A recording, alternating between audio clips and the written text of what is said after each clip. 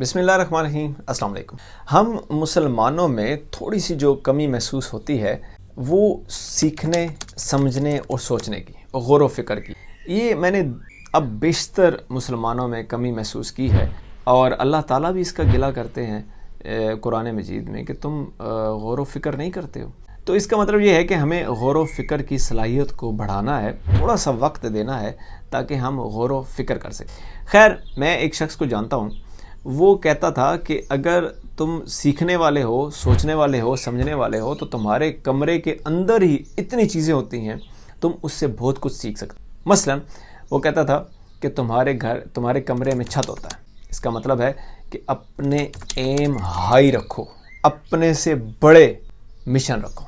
अच्छा, मिशन से मुराद हमारे जहनों में ना सिर्फ ये डाल दिया गया है कि जो फाइनेंशियली मिशन होते हैं, या पैसों के जो अपनी एक फैक्ट्री है तो 2 फैक्ट्रियाँ कर लो, गाड़ी अगर ये है तो बड़ी गाड़ी ले लो। ऐसा नहीं होता। मिशन से मुराद हमारे ज़ाहिर भी होता है, हमारा बातिन भी होता है कि ईमानदारी में कैसे इम्प्रूव करना है। मैंने अगर खुदा न खास्ता किसी वक्त झूठ बोला है, अब से मैंने नहीं बोलना, तो ये भी मिशंस में ही आते हैं, और इस मिशंस को भी हमारे पास होना चाहिए। खैर, वो कहता था कि खिड़की होती है हमारे कमरे में। इसका मतलब ये है कि दुनिया को भी देखो, बाहर की दुनिया को भी हमें देखना चाहिए। हमारा कमरा हमें ये भी सिखाता है। कमरे में अक्सर घड़ी लगी होती है। घड़ी हमें ये सिखाती है मुझे ज़ाया नहीं करना, और मेरे बारे में तेरे से पूछ भी होगी। वो कहता था कि हमारे घरों में, हमारे कमरों में कैलेंडर होता है जो कहता है कि मैं हर रोज़ बदल रहा हूँ, मैं हर रोज़ अपडेट हो रहा हूँ, तुझे भी अपडेट होने की ज़रूरत है। हमारे कमरों में ज़मीन भी होती है जो कहती है कि ज़मीन में खड़े होकर सादगी के साथ और आजिज़ी के साथ अपने एम जो हैं वो बढ़ाने।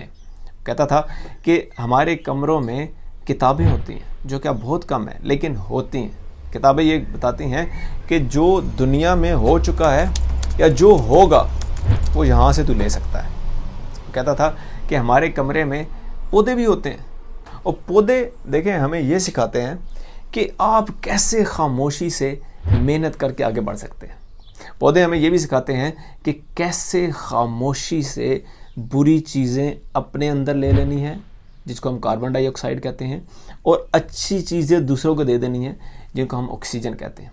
कितनी एक पर्पसफुल लाइफ कम से कम जो पौधे हैं वो गुजार हैं। और कमरे में और भी बहुत सारी चीज़ें होती हैं जो हमें सिखाती हैं कि हमने क्या करना है। लेकिन वही बात है कि हमें जो चीज़ चाहिए, जो शीशा चाहिए, जो ग्लासेस चाहिए, वो सीखने, समझने और सोचने वाली सलाहियत जो है उसको बेदार रखना है।